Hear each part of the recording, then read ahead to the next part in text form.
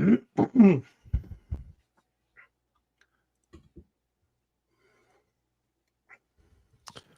was an interesting week 5 across the SEC. Some pretenders, some contenders, a whole lot to react to. This is our SEC Squad live reaction show on a Sunday. You're talking ball with the SEC Squad.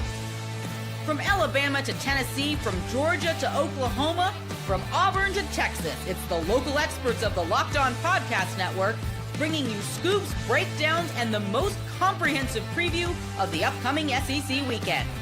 It's the SEC Squad, and we have a seat for you. Hurt feelings and thin skin are prohibited. Squad up, you're part of the SEC Squad. And what is up, everybody? Welcome into our SEC Squad show as we're getting you guys, we're reacting to what we saw in SEC Week 5. And today's episode is brought to you by FanDuel. Right now, new customers can bet just $5. And if your bet wins, you'll get $300 in bonus bets. Use across the app. Download the app today. Let's welcome in our squad that we have here today. We got Luke Robinson from Locked On Bama. We got Chris Marler, Locked On Gamecocks. We got Stephen Willis, Locked On Ole Miss. I'm Chris Gordy, Locked On SEC. We'll see if we have some of our other guys join us. And fellas, right off the bat, we are live across all of our SEC channels, except right when we went live, I just got an error that Locked On Bulldogs would not go live to their channel. So we will not have Georgia fans reacting in the comments. I don't know if this was a sabotage. I'll speak for all of them. Goodness gracious. But fellas, let's start there, because this was, we hyped it up last week as the game of the week, and I just kept saying, man, like, Georgia doesn't lose at home. They, in this Kirby Smart team, the defense didn't look great a couple weeks ago against Tennessee, but I just thought at home they're going to look a lot better. We know how Kalen DeBoer has struggled on the road at Alabama for the most part in his tenure there. But, man, when you got somebody's number, Luke, it's mental with Kirby. When he sees that crimson color coming, he forgets football. Well, I don't know about forget football, but there is just something. It's an aura. That's what I love about sports. That's the only thing that's left. We've got analytics out the yin yang, right? We can say, who does what, when, and how you're supposed to do it, and the percentage is this. But I love the intangible, the mojo, the weirdness about sports that you just can't explain. For some reason, Georgia just has an Alabama problem, and frankly. And I'm not trying to play the if Colt hadn't gotten hurt card, but Alabama had their two best wide receivers, two really good NFL wide receivers that got hurt in the national championship game and weren't available. And had they been there, Alabama probably wouldn't have lost to Georgia. So I'm just saying that for whatever reason, Georgia has a Bama problem. It doesn't mean Georgia's not good. Georgia's really good. I thought Kirby handled it awesomely, by the way. I want to say that. Kirby went on his press conference and said, some snarky little reporter. By the way, there's been a lot of those lately. He said something like, "Hey, you're 1-7 against Bama. Well, what's the deal with that?" And he was like, "Oh, okay. What's everybody else's record against them?" And you know what? He's absolutely right. It's not the most embarrassing thing in the world. He's still the coach that won back-to-back national championships and is a perennial playoff contender. Alabama's just really good too. And for whatever reason, Alabama does have their number. And we can talk about Kalen DeBoer's road woes all we want to, but after off weeks, he's pretty doggone good. Marler, you want to jump in here? Guys, it's been 4 minutes. I haven't been yelled at by anybody on the squad show, so happy to be here. Shut up, Marler. Yeah, let me talk. You gotta say it. You gotta say it at least 7 more times. For text. So the Kirby thing is interesting. I think Luke is right and wrong a little bit here. Maybe not wrong, but like right. And then also I'll push back on a couple things. The thing with Kirby is that there's something that happens to him whenever he faces Bama. That defense was playing well enough in the second half, kick the field goal and tie it up, and you probably think you can probably get the ball back, win the game. Because that's the point, is to win the game. And I don't think he does that against everybody. He said he's like, that 4th and 1 call, hindsight's 20/20, whatever. But the idea that you were running the ball for 7 yards a carry. You put in a 4th string running back who had seen no action during the game. You hand him the ball. Let's also keep in mind that on 4th and goal from the 3 or something like that earlier in the game, he went for it then too and threw the football, which was shocking to me because, again, you were running the football down Bama's throat at times. And the moment Nate Frazier fumbled, he came out of the game. They were still fine with the backup in there. I just that last play call was odd. You had no answers for Kalen DeBoer in the first half of this game. Alabama deserves a ton of credit here. They have outcoached Kirby Smart and his defensive staff for 2 years in a row.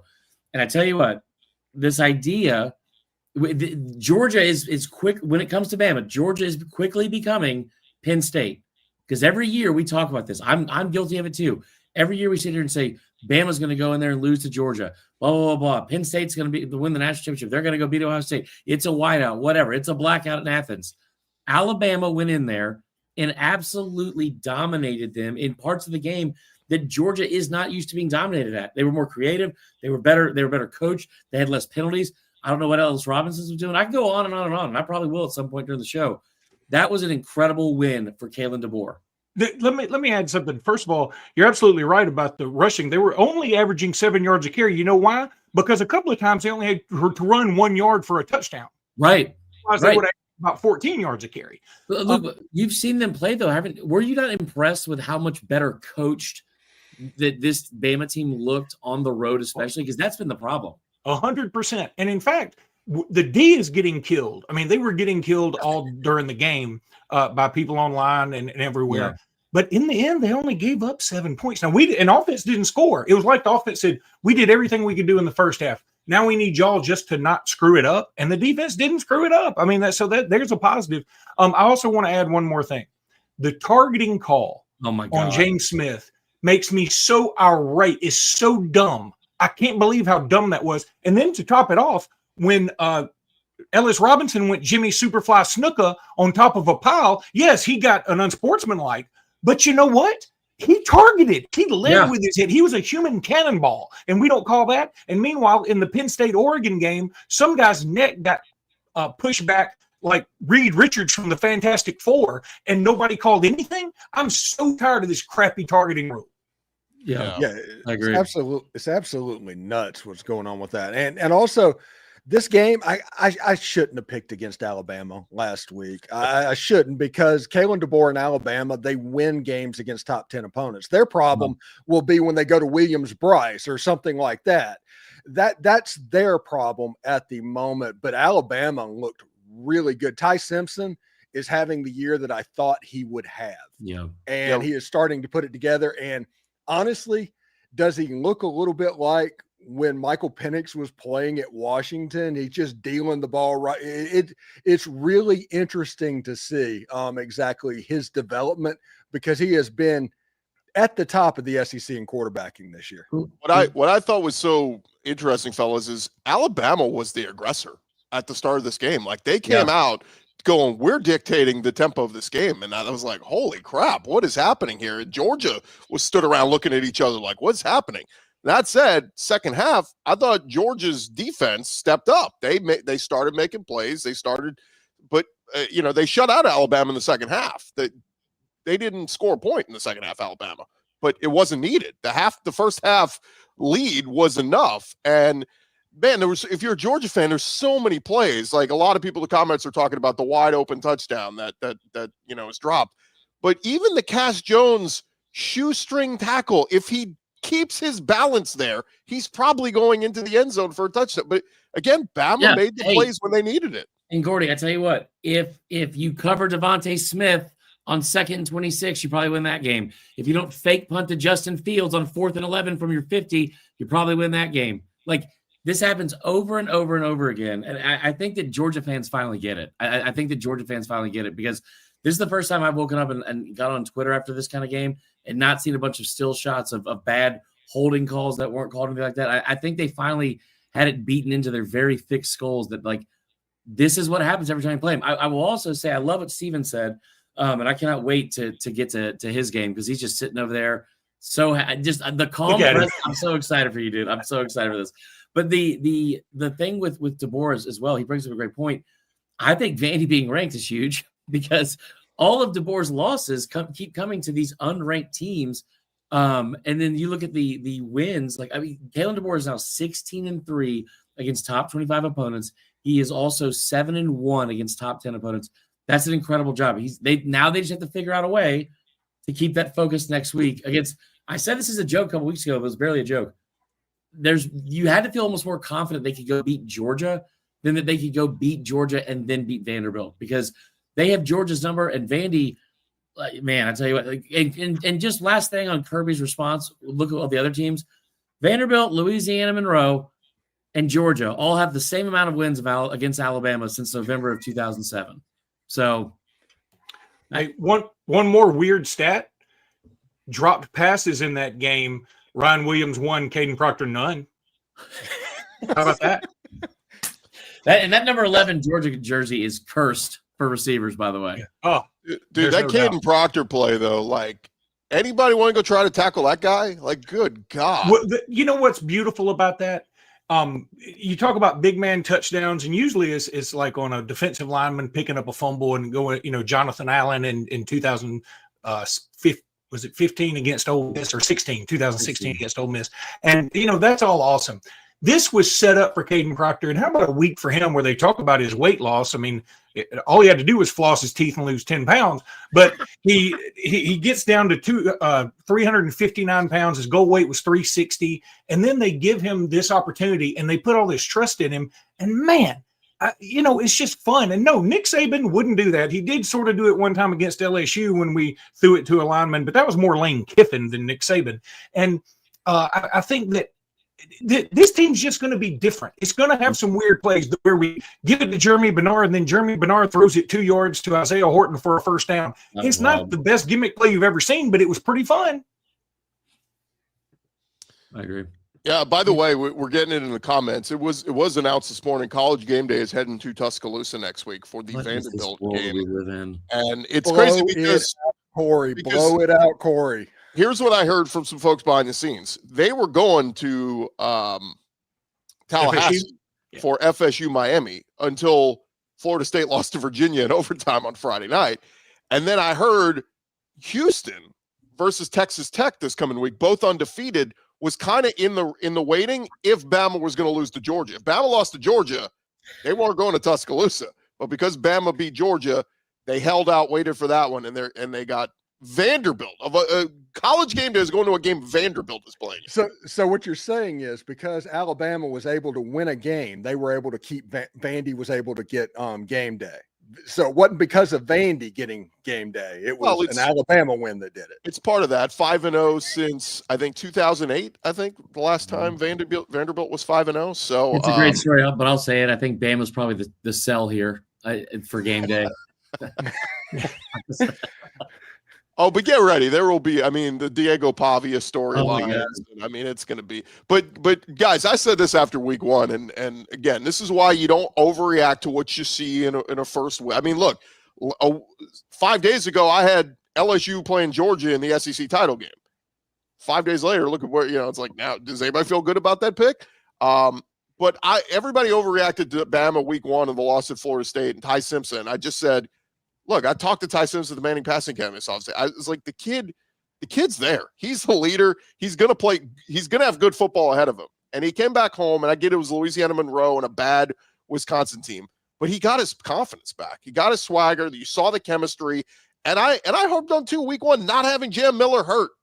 And he wasn't great yesterday, but he made some nice plays. Jam Miller picked up blitzes really well. Jam Miller caught the ball when he needed to. Jam Miller, you know what he did? All he did was, he had like 12 carries. He had like 40 something yards, but they were all important.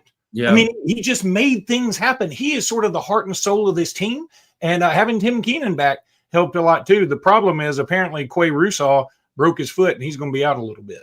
That sucks. Yeah. Also, Jam Miller, biggest play of the night. Lead blocker for Caden Proctor on that screen pass. That's so insane, man. Like, what a great play. And by the way, Ryan Grubb deserves some love too. I thought that last play. I also love the fact that you had guys like Desmond Howard's like, Alabama does not want to throw the ball 40 times to win the game. And then you look at like the numbers with Grubb and DeBoer together, and that's exactly what their quarterbacks have averaged. And it's a great win. I'm not the host, but we got to get Steven going here. Well, hang on. Let's do this real quick. We'll do a quick this thing.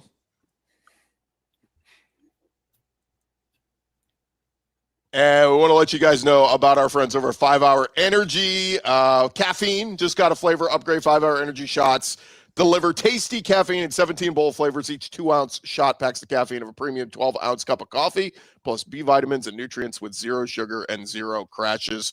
What we love most, how portable they are. When Marler's heading to a tailgate or Luke Robinson's heading to a meeting at the YMCA, he can take it anywhere he goes to get that boost when you need it. Grab the 5-hour energy. Enough with the boring, flavorless caffeine. It's time to give your caffeine a flavor upgrade with 5-hour energy shots. Get the favorites you love or be bold and try something new in store and online at 5hourenergy.com or Amazon today. Again, might be heading to college game day this weekend. You're going to need it. Long weekend in Tuscaloosa coming up with 5hourenergy.com. I've Sorry, had Luke. 3. Couldn't think of a meeting on where Luke might be going. Luke, have you ever been to a YMCA? Yeah, I mean, I used to. There was a YMCA when I used to play basketball about 30 years ago. I mean, Okay. I tried to go out and shoot basketball this morning, and it's just not. I mean, old man at the gym just isn't looking good. I mean, it's just not. No matter what I do, it just doesn't There's work. something old man in the locker room, and everyone here knows exactly what I'm talking about. If you've been to I know they're not an advertiser, but those progressive commercials with trying not to be like your parents, the best ever. It's the best ever. I imagine Luke going through the lane at a pickup game at the YMCA looking like Caden Proctor, just bulldozing through everybody. Who told you about me? Right. Well, Steven, let's get to your game. The other big game of the weekend, it was LSU at Ole Miss, and the Rebels win this one 24-19. And man, what a monster win for Lane Kiffin as the week went along. I think everybody was kind of jumping on the LSU bandwagon, saying this defense is legit. And I still think LSU's defense is really good. I mean, Trinidad Chambliss, had some good plays, had some bad plays, but the story of the game is LSU's offense. And whether it was what Ole Miss's defense did to them combined with they're just not very good right now, this is one that I think I predicted LSU to win 30-24. Guess what? Ole Miss was held to 24. It's just LSU's offense couldn't get to 30. What'd you make of the game, Stephen? I thought it was interesting defensively that Ole Miss just rushed 3 every single play, and they did not get away from that at all. And also the fact that the last time a top 10 opponent came into Oxford, Mississippi, it was Georgia, and Lane Kiffin took care of that as well. Maybe this whole big game Lane thing that everybody liked to joke about, that can be get put to bed for the time being. I think offensively, listen, everybody was supremely confident about this game. LSU fans were supremely confident about this game. Ole Miss fans were supremely confident about this game. Both sides were almost uncomfortably confident about this football game. And what you saw is Lane Kiffin, he had this cat that ate the canary grin on his face all during the week, which means he found something against the LSU Tigers and the way to make that defense hurt. And what he found was what they were doing over and over on short yardage that led to 50% third down conversion and keeping long drives alive. If you didn't turn the ball over, you overcame double-digit penalties in this game. Ole Miss's offense didn't play particularly well. All week we heard this is going to be a D2 quarterback going up against an $18 million defense. This is a D2 quarterback going up against an $18 million defense. Well, maybe they thought it was D3. Maybe they just didn't know. Maybe they want a refund. Either way, Ole Miss dominated that game, and that score was very flattering to LSU. I'm so happy for Steven. I mean, look at the confidence. He's sitting there he's sitting straight up. His posture's good. I love it, man. He really is. And you know what? Lane Kiffin this week, after that documentary, I think he became like a lovable character. There were a lot of people who still didn't like him for whatever reason, maybe thought he was cocky. I thought that documentary really showed sort of a softer side about him, and you just want to like the dude. And he's just out there having fun now. And Ole Miss is a fun team to watch. The Chambliss is a great story. And I mean, woe to the team that has to face Ole Miss in the future. I mean, kudos. They're really, really good. Yeah, and one thing that's going to be interesting, Ole Miss has to go to Athens. They have to, in 3 weeks, go that way. They're not exactly setting the world on fire against the pass right now. I mean, that's not an unwinnable game, Georgia. Yeah. And then they have Oklahoma. I mean, you don't know about John Mateer. This is setting up right now, and it's early in the season, only 5 games into the season. I'm aware of that. But Jackson Dart left last year. Ole Miss went all in. This is kind of looking like the Tennessee T. Martin team a little bit. Oh. This might be Lane Kiffin's best team at Ole Miss. At least they're playing like that right now. I like the Tennessee Hendon Hooker one as well, just because, remember Joe Milton was the guy who started that year.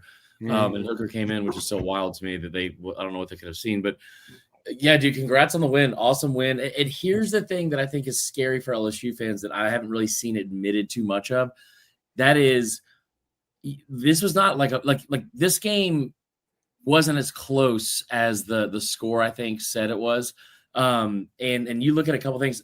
Ole Miss had like 11 penalties or 9 penalties in the first half alone is the most I think in program history. They ended up with like 11.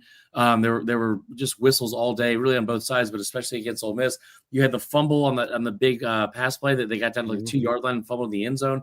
I mean, this was very close to being a blowout in a lot of ways, where it's like, where at the very least, where LSU does not have a ton of, well, if this would have just gone our way, because a lot of things did go their way and they still weren't able to win. Tough environment on the road. They're down a starting tackle. Obviously, he gets injured in pregame. Obviously, Caden Durham. What I was most disappointed in from LSU is not the fact that they lost or that the defense got kind of shredded after what we'd seen from them the first 4 weeks. The lack of intent in the run game, I thought, was shocking, because Ole Miss came in and had, statistically, they had the worst run defense in the entire SEC, giving them like 190 yards per game.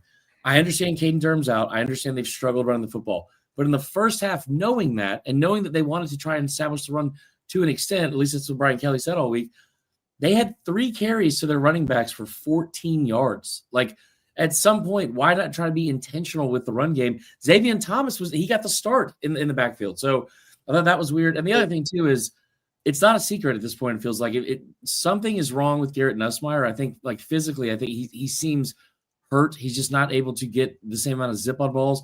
And then we saw some of that 2024 A&M game, Nussmeier reared its ugly head with some of the decision-making that he had. And I think I still think it's a very long season. LSU is a very good football team still, and the ceiling is still incredibly high because of like the talent on the roster. What a win, man. And again, Trinidad Chambliss is QB1.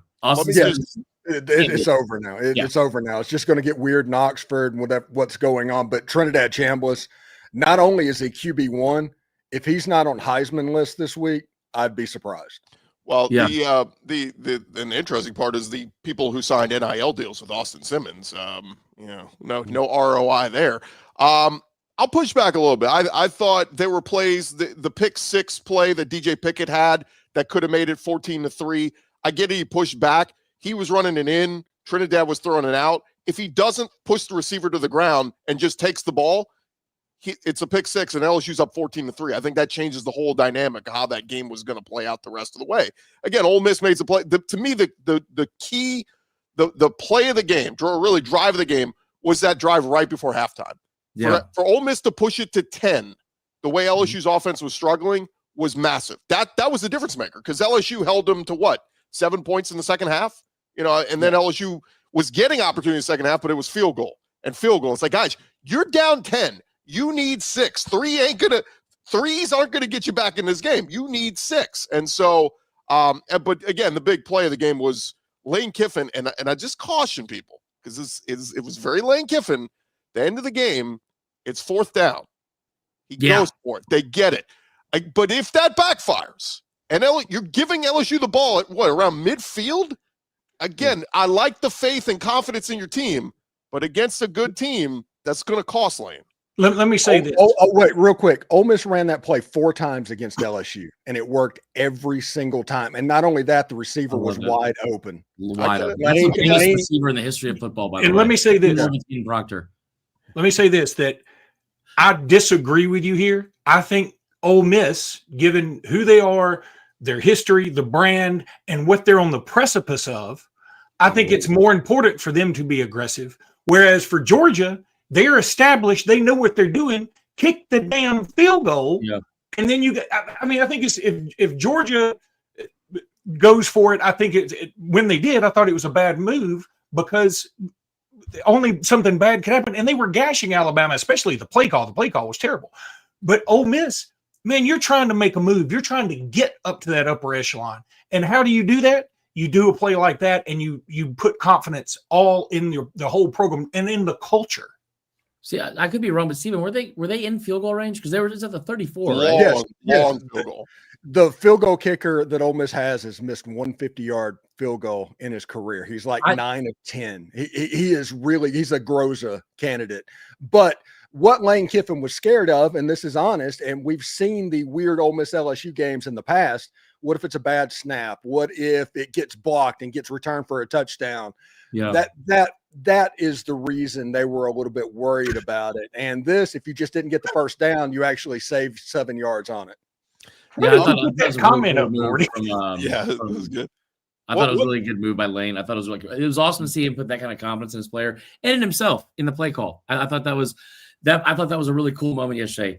I don't want to go back to this game at all. I just want to see your reaction when I bring this up. How about that field goal from Alabama yesterday? Did that land yet? Did that land yet? Yeah. By the way, I would like to have some kickers try out, and I wouldn't be surprised if Lieutenant Dan comes out there and kicks our next field goal, because that field goal should have gotten a DUI. That ball is still rolling down to Alpharetta.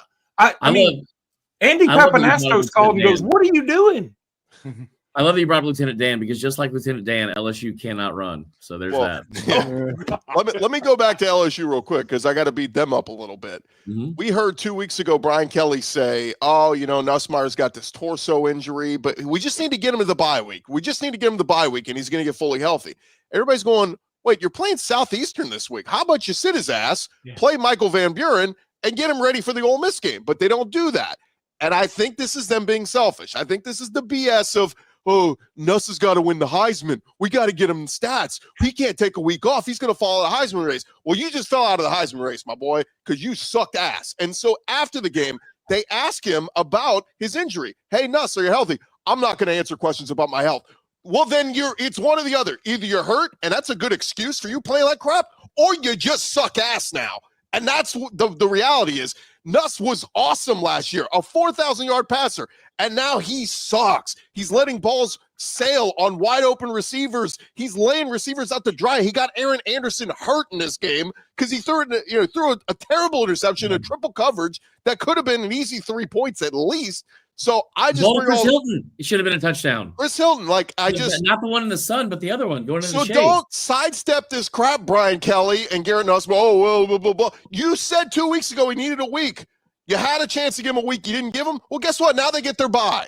Now they're going to get their awesome bye. And guess what? We might see a healthy Garrett Nussmeier in the second half, but it cost you this game. And I heard some people saying maybe you should have given Michael Van Buren a drive or two just to see what he could do.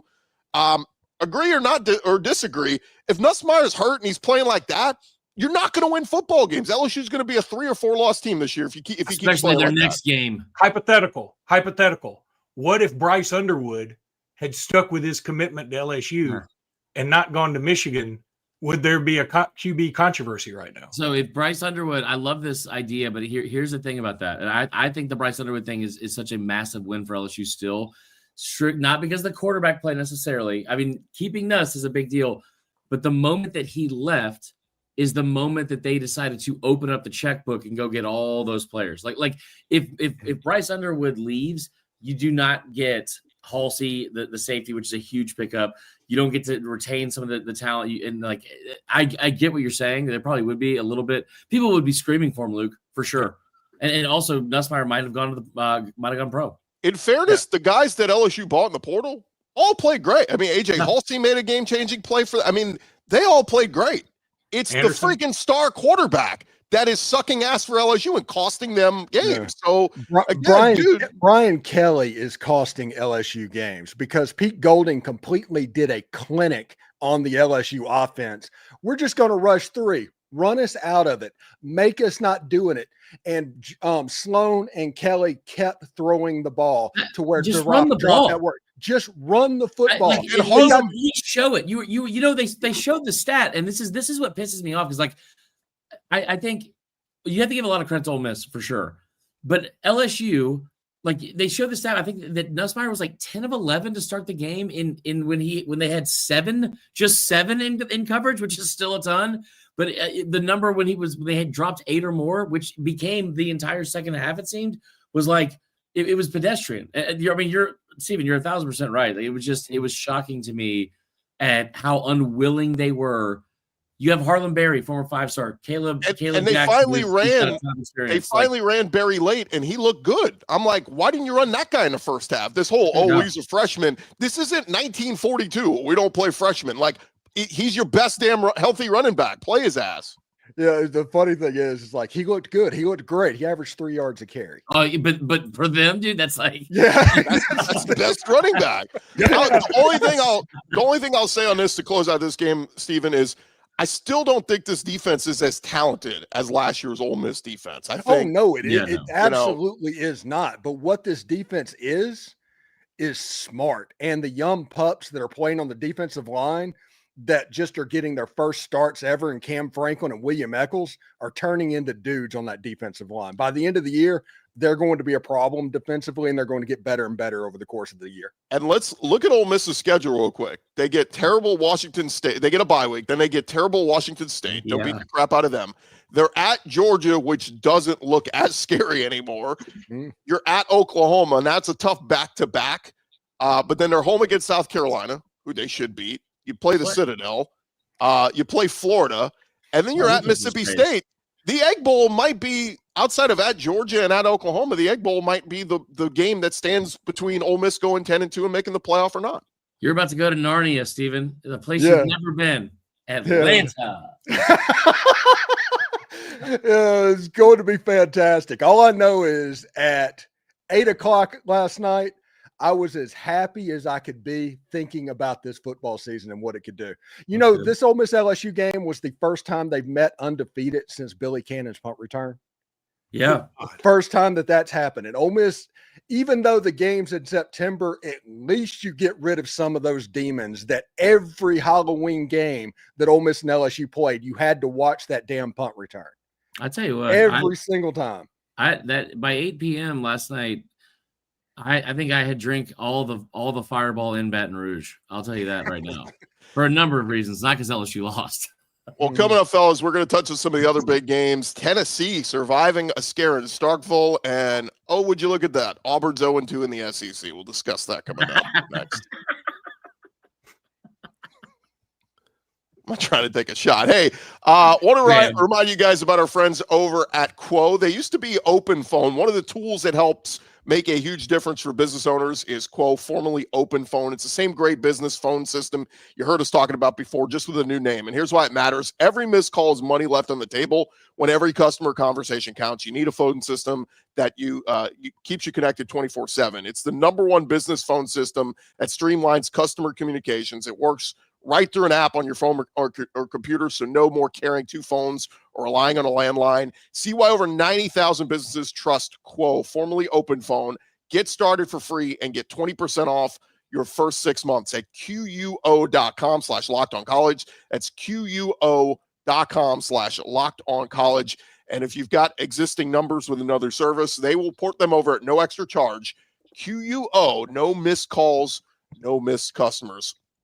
And look, guys, the NFL is about to get started here on this Sunday, and FanDuel has an offer you don't want to miss right now. New customers can bet just $5 and get $300 in bonus bets if you win. That's right. You pick a bet, you put down $5, and if it hits, you will unlock $300 in bonus bets to use across the app.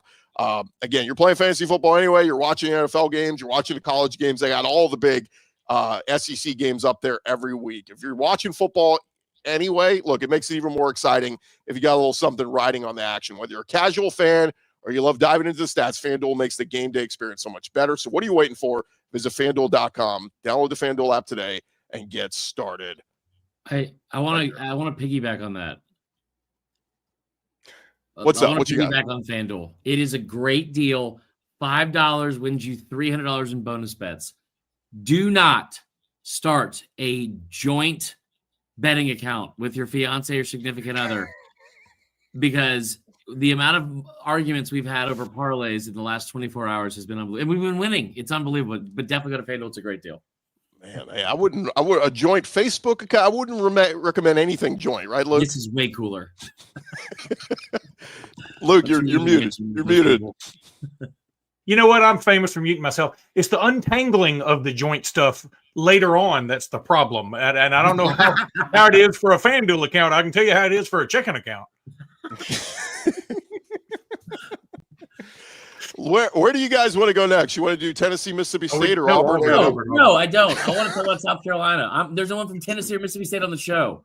Okay, well, let's do South Carolina. Monster win 35-13. Seth McGowan scores the first touchdown of the game for Kentucky, and he throws a football. Lenore Sellers' grandfather, if you missed that story, he had to apologize after the game, but that would be the only touchdown Kentucky would score in this one, as Lenore Sellers in South Carolina called this a get-right game. It was a get-right game for the Gamecocks. When is Kentucky going to stop just handing over bulletin board material to South Carolina for these games? Like the fact that Beamer's addressing in the postgame, yeah, and somebody brought up the fact that Beamer ball isn't a thing or blah, blah, blah, blah. We're not talking about Auburn right now. You know what? We'll start talking about those teams when the host of the shows show up to the actual event. He's Get it off the chat. screen, I'm on right now. In the chat. So he won't be here. He's in the chat, but he's like, listen, it's probably about time for communion. If you're at church, get out of here. Thanks, Christopher Satterfield. Anyway, I think you suck. Oh, that's unique and funny. Very original. Anyway, this game yesterday, the biggest thing that South Carolina needed to do was figure out an identity, and they were able to do that. Kentucky's not a good football team. They're not a good football team, but they had a week off coming into this game.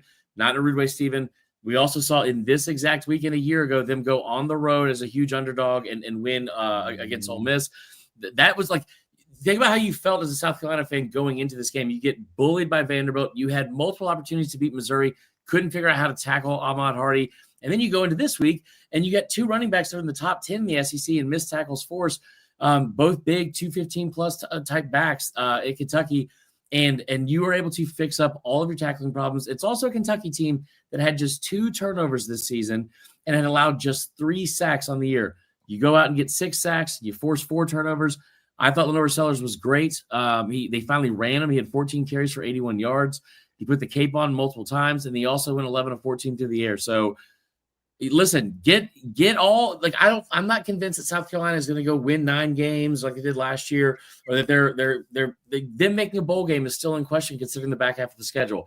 But I just want to remind everyone here that's loving the fact that they get to talk trash to South Carolina for some reason. I didn't know that was such a popular thing to do. Everyone was saying the same thing about this team last year when they were 3-3. They got destroyed at home by Ole Miss and Stephen Willis' team.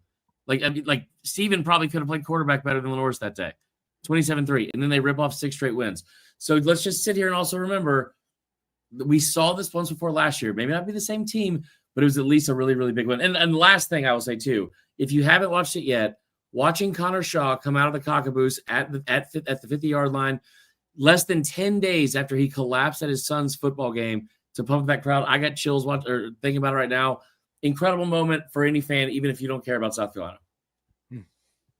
I'll say real quick on the Gamecocks. I mean, look, they got in the win column in the SEC. Guy's tired. Tell him to get a 5-hour. Shameless plug. Talking about South Carolina's making you sleepy. Go get a 5-hour. They got tons of flavor. They're coming out with a pumpkin spice flavor. Sorry, Gordy, go ahead. They were a dark horse playoff team before the season, and I think that's kind of out the window now with the 2 early season losses. Can they go on a run though and have a nice finish 9-3, 8-4? I think it's, I could talk myself into it because the Clemson game at the end of the season is, I mean, they should win that one. Coastal Carolina, they should win that one. The tough one is your 3 road trips are at LSU, at Ole Miss, and at A&M, and your remaining home games coming up are at Bama or home for Ole Miss and home for Bama. It's a tough stretch. One-dimensional LSU. The A&M team that scored 13 points on Auburn yesterday and was in a death match. That's not the right phrasing at all. Was in a cage match with Auburn yesterday. I listen. Crazier things have happened. I mean, the Ole Miss game is the one that is the scariest out of all those. I think the tough part here, though, is Marler. If they lose, let's say they lose at LSU, then lose to Oklahoma, then lose to Alabama, and this thing starts spiraling, do those Virginia Tech Shane Beamer rumors? Oh, yeah. Pop up again, Yeah, for sure. So that's all you got? That's all you got on that game? I'm fired up, dude. Listen, I unlike a lot of I guess, 13 other people that work for this company and cover these teams, we're all here. So let's go talk about those teams since they didn't show up today. It's a tough ask. It's a tough ask. Listen, I get it. You don't want to get up early on a Sunday and risk, run the risk of getting screamed at online. I get it. But we're all here. Somebody did ask, where is Clint? Man, Clint's here every week, and Georgia gets loses their biggest game of the year, and suddenly no Georgia representation. So, yeah, let's get to it because our guy Zach Blackerby, he's got church every Sunday. Let's hear his thoughts on Auburn. Hi, friends. Happy Sunday. What a brutal evening for Auburn football. Not just the team, not just the loss, but the state of the program. I mean, this is the loss yesterday. A lot of folks who were on the fence on Hugh Freeze have now shifted to be anti-Freeze. A lot of the folks that were kind of on the fence with Jackson Arnold are now saying, I don't think he's the guy. I don't think he's the guy. I mean, the way you lose that game, the lack of offense, when you have an offensive-minded head coach, when you go out and get one of the more expensive portal quarterbacks, when you have one of the more expensive wide receiving cores in the country, I don't know. Very discouraging over here on the Plains. Was Zach wearing a disguise? I don't blame him, dude. But that beard looked fake and mangy. Colored beard is a rough look. Yeah, I think he might be going into glasses. Witness protection or something because Auburn. My gosh, guys! I mean, I know it's a tough stretch to go on the road at Oklahoma and on the road at A&M, and they were in both games. But to start the season 0-2, again, the Hugh Freeze Boo Birds are. I mean, they're not going anywhere. This is rough. I think Auburn Athletic Director John Cohen is going to put a letter out and say, look, there were a lot of problems in that game. First of all, their fans were way too loud. Secondly, we had to travel a long way to get here. We should have gotten like 10 points just for coming over here.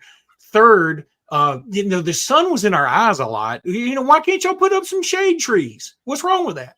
I mean, look, there's no doubt that I think they had some hangover from the previous week, but also their offensive line just isn't good. They paid a lot of money from some dudes to come in, and the one dude from Virginia Tech that they paid the most for, he just can't start a play on time. And finally, the Auburn staff was like, if you can't do this, if you can't quit getting these penalties, we just got to take you out. But it was a hollow threat because they were like, if we take him out, we're going to put somebody in that's probably worse. So the best offensive play Auburn had all day was a defensive interception on the dumbest play call Texas A&M may have ever had in the history of their program. One thing's interesting. I'm trying to figure out who calls third down on Auburn's offense. We need to revisit that at this point because Auburn's offense right now is completely broken. And last I checked, listen, Hugh Freeze was at Ole Miss before he was at Auburn, so I'm familiar with riding the roller coaster. But he's supposed to be an offensive guru, and they can't pass block. They can run the ball a little bit. They got some good backs. Jackson Arnold struggling. At this point, you should have put something competent out offensively. Just period. Yeah, no, I was pissed about the interception mostly because I had my tweet ready to go at 13-3 say, this is your QB guru. This is your offensive guru. This is your self-proclaimed QB whisperer. And I tell you what, Auburn fans better line up right now and go apologize to Peyton Thorne because you guys sat there and talked like he was the reason you guys had an issue. You had a running back in that backfield that averaged over 200 yards in games he was given 20 or more carries. He was arguably the best running back in the SEC. He averaged like 6.7 yards per carry last year. And you never gave him the ball. You know how many 20 carry games he had in his career in 46 games at Auburn? 2. So, like, if you're an offensive guru and you got that guy in the backfield and you've spent the entire year screaming about Peyton Thorne being the problem, you're the problem, dude. And you're seeing it again. You went out and bought Eric Singleton. You got Cam Coleman. Perry Thompson, former 5-star, sitting here like still waiting to develop. Like, and here's the scariest part for Auburn. They've never had an offensive line. Luke, you know this. In the last 15 years, this is the best offensive line they've had in 15 years. And it's still this bad. But you got a kid, Jackson Arnold, who I think has some talent. But he's either not reading defenses. He's definitely holding on to the ball for too long. But there's no adjustments being made from the offense. Hugh Freeze does not warrant the kind of it's my way or the highway attitude at all. You were ran out of town in Ole Miss for everyone knows why. You went to Liberty. You started sliding into DMs. You started I mean, it's unbelievable that he came here with this kind of arrogance, in my opinion. I thought this was a perfect fit. A delusional narcissist that goes to a place full of delusional narcissists to say, hey, man, there's just something different about us, though, huh? You guys wouldn't get it. It's different down here. And then hides behind Bible verses and stuff like that. Buddy, you better start praying that they don't have that buyout money ready, because it's embarrassing at this point to not say, you know what, I'm the problem. Let's figure out a way to fix it instead of banging your head against the wall and doing the same stuff. That might be almost like he's trying to get fired. I mean, honest to God, that's not a bad gig. I mean, you get fired and you get a boatload of money and you go to the house and do whatever you're going to do. But look, the fourth down, 4th and 1. So inexplicably, Auburn had a chance in this game. It's 16-10, and Auburn had a chance because Texas A&M, again, the dumbest play call. Texas A&M fans ought to be irate about that. They missed 2 field goals, and then they throw an interception at the just so bad, so stupid. But it's 16-10. You get to 4th and 1. How do you not tell your quarterback, dude, hot route immediately, slant immediately, or you run it right up the middle, or do something? 3rd and 1, Luke. It was 3rd and 1 before that. Yeah, how do you take a sack? How do you take a sack? For the second week in a row, that's how the game ended. That's a quarterback issue for sure. But again, I love what Steven said again. And for those of you who don't get the reference, who's calling the play on 3rd downs? They were 0-12 on 3rd downs. I think they were 0-13 on 3rd and 4th downs combined. But that is pathetic, for one.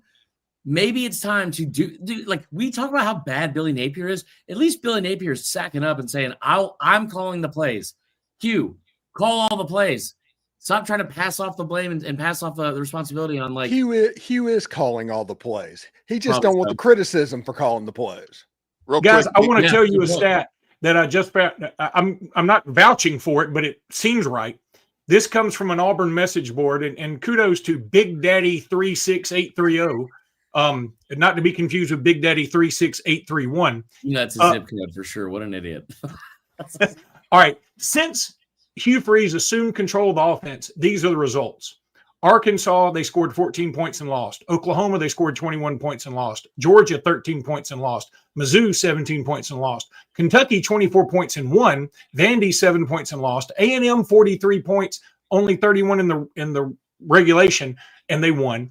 Alabama, 14 points lost. Oklahoma, 17 points and lost. A&M, 10 points and lost. And 7 of those essentially came off a pick 6. I mean, I know it ended at the 2, but I mean, I don't know how somebody doesn't go to Hugh Freeze and say, okay, either we can just give you your buyout and everybody move on their merry way, or you let anybody, and I mean anybody else, call the plays. But Luke, here's the deal, man. He beat Bama twice at another school in the Obama administration. Of course he's got to be the guy.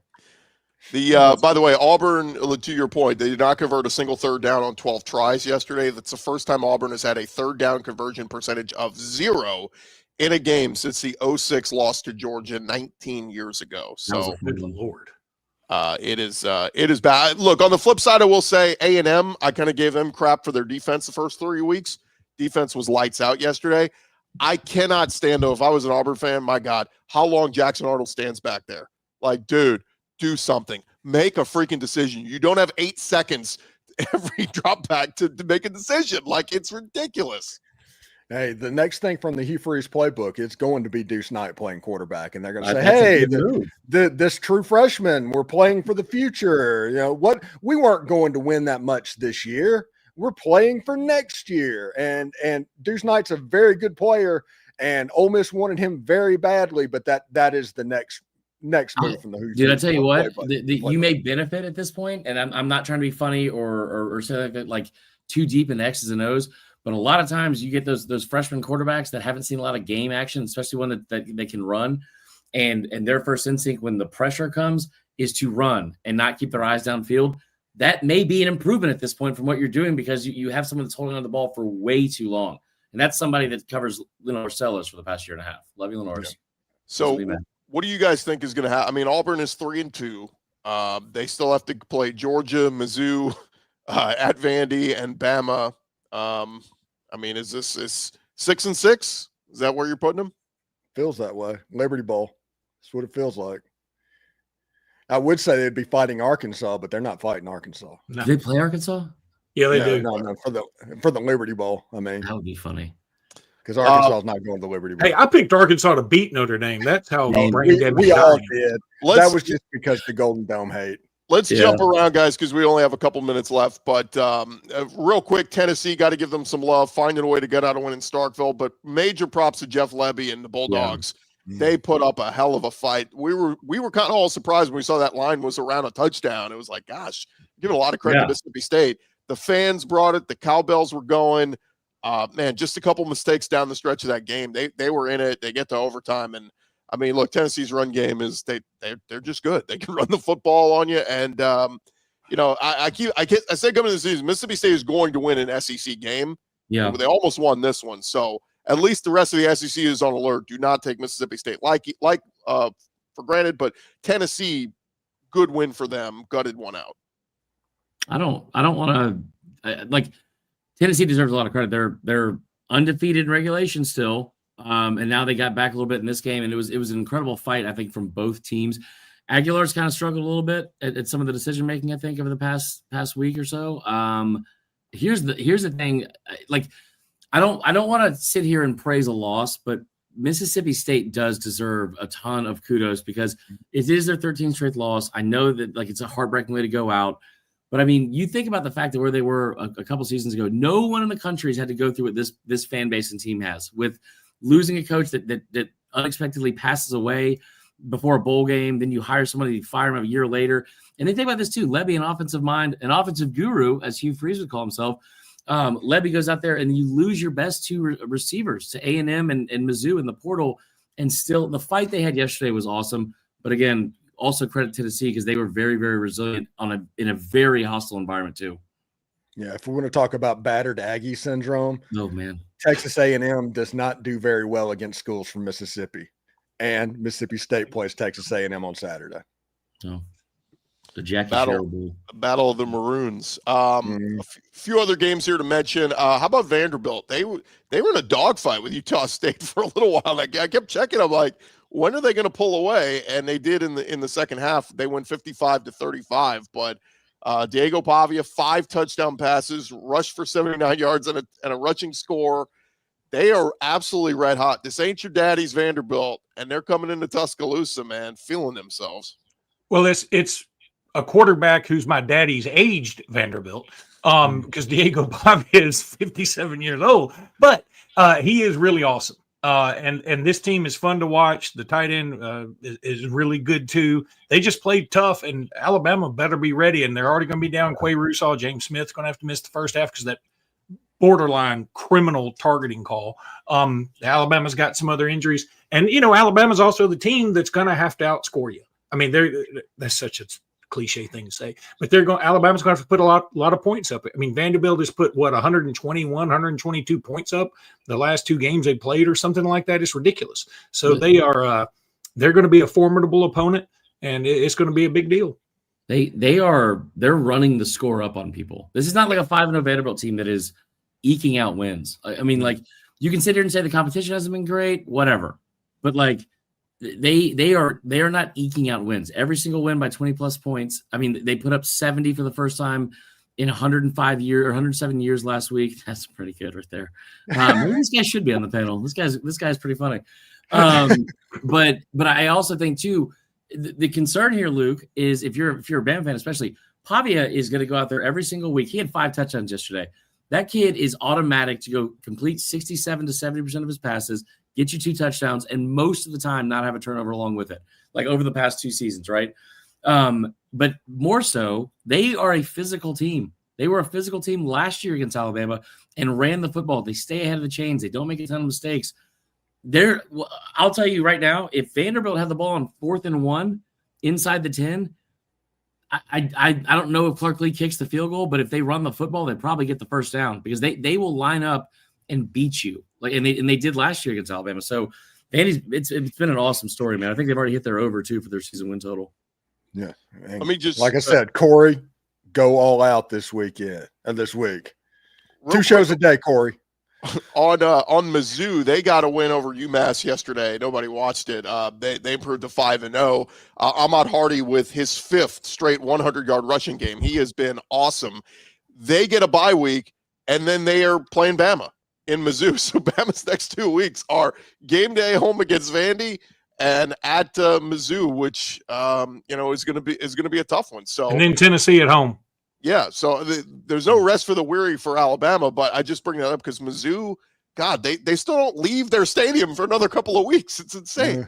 Yeah, well, and not to make it about Bama because Mizzou deserves a ton of credit. I saw somebody a while ago in the comments say, why can't we get any Ahmad Hardy Heisman talk going? Like, in my eyes, that talk started 2 weeks ago. This kid has been awesome. If you didn't see it coming, that's on you because you didn't want to pay attention to Mizzou, like a lot of SEC fans really never want to do. But like the writing's on the wall, it was going into the season. Like a running back at Mizzou has finished in the top 4 in the SEC in rushing every year that Drink's been there, including 2 guys that I think led the entire conference in rushing. So what he's doing right now, 7 yards a carry, 146 yards a game, 9 touchdowns. Man, like he deserves to be squarely in the middle of the Heisman race, even though we haven't hit October yet. He is Caden Proctor carrying the football. He's actually Cody Schrader carrying the football. That's what Drink is recreating. And whenever Mizzou has that with that stretch zone that Drink likes to run, Missouri becomes so good if they're just okay at quarterback. And Bo Perbula right now has been very good. And at least Alabama does really well against running backs who are very strong. And oh God. Last one, guys, the one we didn't touch on, that Notre Dame Arkansas game. It was the early game, and my God, did that thing get out of hand in a hurry as Arkansas gets steamrolled 56-13. They are now 2-3, and I think Sam Pittman is dead man walking. The question is, does he make it to the end of the year? And kind of this is a race now. You got Billy Napier at Florida, you got Sam Pittman at Arkansas, and I think let's throw Mark Stoops in there at Kentucky. It's like a horse race. Who's going to be the first to get fired? I don't know if all 3 guys – I think all 3 guys are gone before the year ends. That sucks, man. It felt like very early they had a chance to roll over and die, and it was going to be interesting to see if they would. We all love Sam Pittman. I wish he had a job forever. It's probably time to move on. Also, everyone keeps making a big deal out of the buyout. The buyout's interesting, but that's it. Like it's 6.9 – versus 9.8 million versus like what they're not going to wait 3 games, I don't think, to see if they turn around so they can save less than $3 million. Not in like this day and age of college sports. That's nothing, especially with what Arkansas has. So I think they'll probably move on from him. But I mean, credit to Notre Dame on the road. That was an impressive win. But that last 2 touchdowns and like a minute and a half left in the first half was about the most depressing thing I think imaginable for Arkansas fans. That was awful. I have 2 words when it comes to that buyout and a hyphen. Walmart. Yeah. They can buy him out and then buy his children out just for the heck of it. So, I mean, I don't think the buyout should be a problem. The catch is going to be and there apparently is some kind of wording in the contract that makes this difficult. If Bobby Petrino can take over, he can maybe take over as an interim, but not ever be a permanent coach again. There's something weird in there I heard about this morning. But you all knew this was coming. I mean, Bobby Petrino somehow is going to worm his way to the top of this ladder. And, I don't know he's probably not a long-term solution or anything. But if I'm Arkansas, I call Kirk Cignetti and just say, listen, you come over here and you can get all the Walmart money you want. Just bring your bad stuff on and let's see what happens. Yeah. The coach that would be the perfect fit to me and would actually scare the heck out of me as an Ole Miss fan would be John Sumrall going to into Arkansas. Gus Malzahn. No, they've never hired Gus because Gus has like strung them along multiple times. I heard John talking about that. But it's interesting because the Q words happened in Fayetteville, and that game against Notre Dame, you never quit if you're a Southern football team against Notre Dame. Never. And it just up and down the field. It was almost one of those things. I think it was 2011 when Ole Miss played LSU. With 5 minutes to go in the fourth quarter, LSU took a knee and got in the victory formation to quit scoring and just ran out the clock. That was what happened on the Hill against Notre Dame. They just quit scoring because they didn't want to. Sam Pittman's a heck of a guy, but he's not going to lose his job until Hunter Yurachek loses his job. And because Hernan Yurachek is not going to have the benefit of hiring the next coach at Arkansas. No. That is passed. Real quick, guys. Mike Gundy, that'd be an interesting one. I think he'd be good at Arkansas. I'd be in for that. Let him coach the rest of this season. Who cares at this point? Yeah. Real quick, I'll say this. A few people in the comments saying, is John Neighbors okay? Look, John Neighbors expected this, so he's not. He's totally fine. Okay. It's unrelated to the game, but he's not okay. You can't kill something that's already dead inside. It would be the other way if he thought Arkansas was going to beat Notre Dame, which he said was not going to happen. Yeah. So it played out as expected.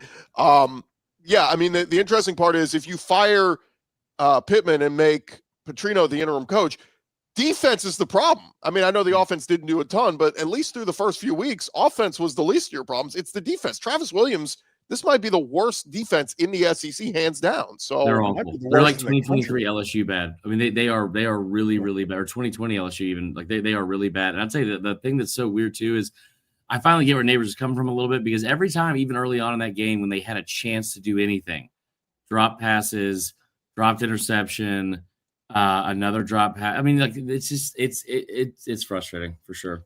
Yeah. Well, guys, go ahead, Steven. It's just sad. I don't think Travis Williams is ever going to coach defensively coordinate again. I think this is a career ender for him. Real quick, we will be we'll do our squad show later this week. It's kind of a weird week in the SEC. Texas at Florida will be interesting because it's Arch Manning on the road for the first time. Vandy, Alabama will get a lot of the attention. The only other one, Mississippi State A&M, which you guys kind of said, that's kind of gathered some interest now because of Mississippi State and their offense, and Kentucky at Georgia. I mean, that should be a get-right game for Kirby Smart and the Bulldogs. But and Kent State plays Oklahoma, which, okay, no John Mateer. It kind of is whatever. So kind of a dud week coming up in the SEC, but maybe there'll be some sneaky good games to react to. Any closing thoughts from you guys before we wrap up? Nope. See you in Atlanta. Yeah, don't drink bleach either. That's not a good idea. See you guys See ya. later in the week.